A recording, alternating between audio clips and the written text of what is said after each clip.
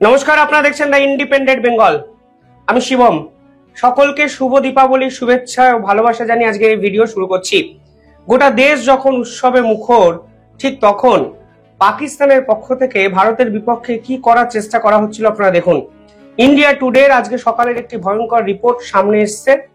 সেখানে বলা হচ্ছে পাকিস্তান একযোগে কাশ্মীর দিয়ে আইইডি বিস্ফোরক পাঠিয়ে ভারতের বিভিন্ন শহরকে টার্গেট করার চেষ্টা করেছে।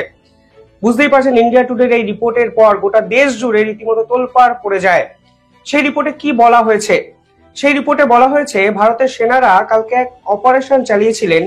সেই অপারেশনে হিউজ বিস্ফোরক, যাকে আইইডি বলা হয়, ইম্প্রোভাইজড এক্সপ্লোসিভ ডিভাইস, তাদের কিন্তু এই পার্টিকুলার মেটেরিয়ালকে কিন্তু উদ্ধার করা হয়। এই আইডি কোথায় ব্যবহার করা হয়? আপনারা সাম্প্রতিক সময় সব থেকে বেশি কোথায় শুনেছেন জানেন? পাকিস্তান সেনার বিপক্ষে বালুচিস্তান লিবারেশন আর্মি এই ধরনের আইইডি বিস্ফোরক ব্যবহার করত। সাধারণত কোনো গাড়িকে উড়িয়ে দেওয়ার জন্য, একটা সুইচে কোনো নির্দিষ্ট ইনফ্রাস্ট্রাকচারকে শেষ করে দেওয়ার জন্য, কিংবা সেনা ছাউনি বা সেনা ঘাঁটিকে আক্রমণের জন্য এই ধরনের আইইডি বিস্ফোরকের ব্যবহারের চল কিন্তু পাকিস্তানে বহুদিন ধরে আছে। এবার সেই আইইডি পাকিস্তান কি করলো, ভারতের কাশ্মীর বর্ডার দিয়ে ভারতবর্ষে ঢুকিয়ে দেওয়ার চেষ্টা করা হয়েছিল এবং দীপাবলিতে ভারতের বিভিন্ন শহরকে আক্রমণের কেন্দ্রবিন্দু নিয়ে আসার বড় পরিকল্পনা পাকিস্তানের পক্ষ থেকে করা হয়েছিল, যা ইন্ডিয়া টুডের এই বিস্ফোরক রিপোর্ট আজকে প্রকাশ করে দিয়েছে। সেখানে বলা হয়েছে কালকে একটি সার্চ অপারেশনে সাউথ কাশ্মীরের হেভ ভিলেজ থেকে, হেভ ভিলেজ একটি নির্দিষ্ট জায়গা সোফিয়ান, সেখান থেকে ম্যাসিভ এক্সপ্লোসিভ কিন্তু হাতে নাতে আটক করে ভারতের সেনা জওয়ানরা। জায়গাগুলো একটু মাথায় রাখবেন, কারণ এই পুরো ভিডিওগুলোতে জায়গাগুলো খুব ইম্পর্টেন্ট একটা বিষয় হয়ে যাচ্ছে। এটা কোথায় পাওয়া গেল? Have village, south Kashmir. অর্থাৎ এক্ষেত্রে কিন্তু আলোচনার কেন্দ্রবিন্দুতে চলে এলো সাউথ কাশ্মীর।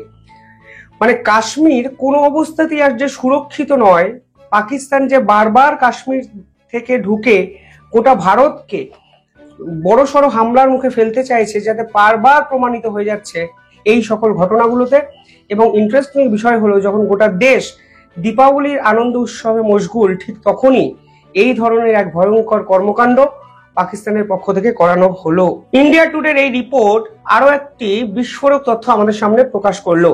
সেখানে বলা হচ্ছে সীমান্তের লাগোয়া এলওসি যে লঞ্চ প্যাডগুলো আছে সাউথ কাশ্মীরের দিকে, সেখানে হঠাৎ করে 100 থেকে 120 জন পাকিস্তানের মদতপুষ্ট জঙ্গিদের মুভমেন্ট দেখতে পাওয়া গেছে কালকে।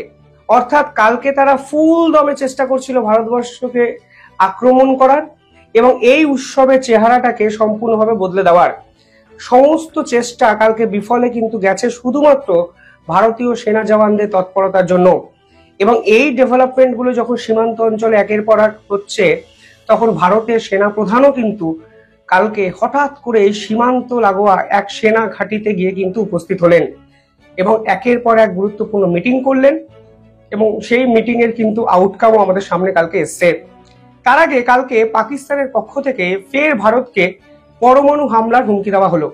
দুদিন আগে দিয়েছিলেন ভারতের বিপক্ষে পাকিস্তানের সেনা প্রধান আসিম মুনির, আর এবার সেনাবাহিনীর দায়িত্বপ্রাপ্ত প্রধান এক কর্তা তিনি সরাসরি একটি সামিটে, দক্ষিণ এশিয়া শান্তি সুরক্ষা বজায় রাখার সামিটে পরিষ্কার বললেন ভারতকে তারা যে কোনো মুহূর্তে পারমাণবিক হামলার মুখে ফেলতে পারেন, তা ভারতের জন্য নাকি অত্যন্ত খারাপ একটা ভবিষ্যৎকে নিয়ে আসবে। এখানে পরিষ্কারভাবে বারংবার পারমাণবিক হামলা, পরমাণু বোমা, এই হুমকি হুঁশিয়ারিগুলো দিয়ে পাকিস্তান আসলে নিজেকে সবল প্রমাণ করার চেষ্টা করছে, কিন্তু আসলে আন্তর্জাতিক স্তর বুঝতে পেরে গেছে পাকিস্তানের এই সেনাবাহিনী আসলে কতটা দুর্বল একটি সেনাবাহিনী। দেশের ভিতরে অশান্তকর একাধিক পরিস্থিতি সামলাতে যে সেনাবাহিনী ব্যর্থ হয়, তারা ভারতের মতো বিশ্বের অন্যতম সেরা শক্তিশালী সেনাবাহিনীকে দিনের পর দিন পারমাণবিক হামলার হুমকি দিয়ে যাচ্ছে শুধুমাত্র নিজেদের বর্তমান ব্যর্থতাগুলোকে অন্ধকারে ঢাকার জন্য। কালকে ভারতের সেনাপ্রধান সীমান্তে একটি মুভমেন্ট করলেন, যা অত্যন্ত ইতিবাচক। এবং কখন উনি মুভমেন্টটা করলেন? যখন পাকিস্তান ধারাবাহিকভাবে আমাদের সীমান্তকে অশান্ত করার চেষ্টা করছে। পাকিস্তানের সেনাপ্রধানের পরমাণু হামলার পরই ধরে নেওয়া যায় ভারতের সেনাপ্রধান কিছু ইন্টেলিজেন্স মারফত খবর পেয়ে এই ধরনের সেনা ঘাঁটিতে মুভ করেছেন এবং কালকে একের পর এক গুরুত্বপূর্ণ মিটিং ভারতের পক্ষ থেকে ভারতের সেনাপ্রধান সেই পার্টিকুলার সীমান্তের সেনাবাহিনীর সঙ্গে করেছেন। যে খবর উঠে আসছে সেখানে বলা হচ্ছে কালকে উত্তরাখণ্ডের মিলিটারি ক্যাম্পে সেনাপ্রধান আসলে সেই পার্টিকুলার সীমান্তের জওয়ানদের তৈরি থাকতে বলেছেন এবং বিভিন্ন ক্ষেত্রে এনহ্যান্সমেন্ট প্রোগ্রাম নিয়ে কথা বলেছেন, অ্যাডভান্স সার্ভেলেন্স ক্যাপাবিলিটি নিয়ে কথা বলেছেন, স্পেশালিস্ট মোবিলিটি প্ল্যাটফর্ম নিয়ে কথা বলেছেন, integration of next generation weapon নিয়ে কথা বলেছেন এবং কোঅর্ডিনেশন উইথ সিকিউরিটি এজেন্সি নিয়ে কথা বলেছেন। স্বাভাবিকভাবে আপনারা বুঝতে পারছেন সেনাবাহিনীর তৎপরতাও কিন্তু চরম জায়গায় পৌঁছে গেল কালকে সেনা প্রধানের এই সীমান্ত সফরের ফলে। একদিকে যখন সাউথ কাশ্মীরে একের পর এক বিস্ফোরক পাঠানো, ড্রোন পাঠানো, জঙ্গিদেরকে ঢুকিয়ে দেওয়া, অন্যদিকে ভারতের সেনাপ্রধানের পাল্টা তৎপরতা এটা প্রমাণ করে যে ভারত তো হাত গুটিয়ে বসে নেই, উল্টে কোনো এক ভয়ঙ্কর অ্যাকশনের পরিকল্পনা ভারতের সেনাবাহিনীর পক্ষ থেকে করা হয়েছে। কালকে সেনাবাহিনীর সদস্যরা দিওয়ালি সেলিব্রেট করেছেন নিজেদের মধ্যে এই অপারেশন গুলোকে সম্পূর্ণভাবে বানচাল করার পর। সেই ছবি ভিডিও আমি আপনাদের দেখাবো।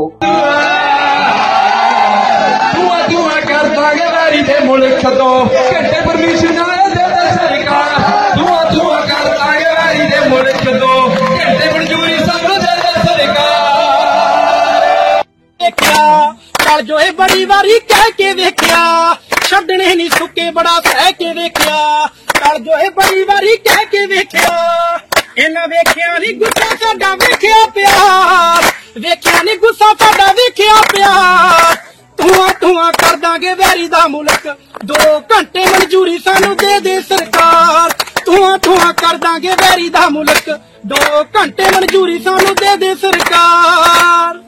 আমার মনে হয় সকলেরই এই সময়টা সেনাবাহিনীকে সমর্থন করা উচিত এবং তাদের এই আনন্দ উৎসব মুখরিত ছবি ভিডিওগুলো দেখে অন্তত একটু স্বস্তি পাওয়া উচিত যে তারা সকালে এই ধরনের ভয়ঙ্কর একটি অপারেশন করলেন, সীমান্তে 120 জন পাক মদতপুষ্ট জঙ্গির অস্তিত্বকে আটকে দিয়ে আমাদের ভারতকে সুরক্ষিত রাখলেন।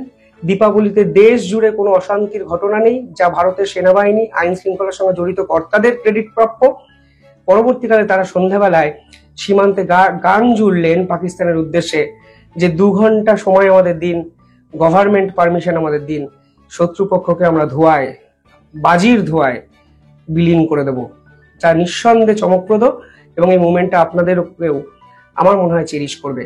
যাই হোক, দেখতে থাকুন দ্য ইন্ডিপেন্ডেন্ট বেঙ্গল। কমেন্টে জানাবেন আপনারা কিভাবে দেখছেন পুরো বিষয়টি, আর চ্যানেলটিকে ভালো লাগলে একটু সাবস্ক্রাইব করে দেবেন। ধন্যবাদ।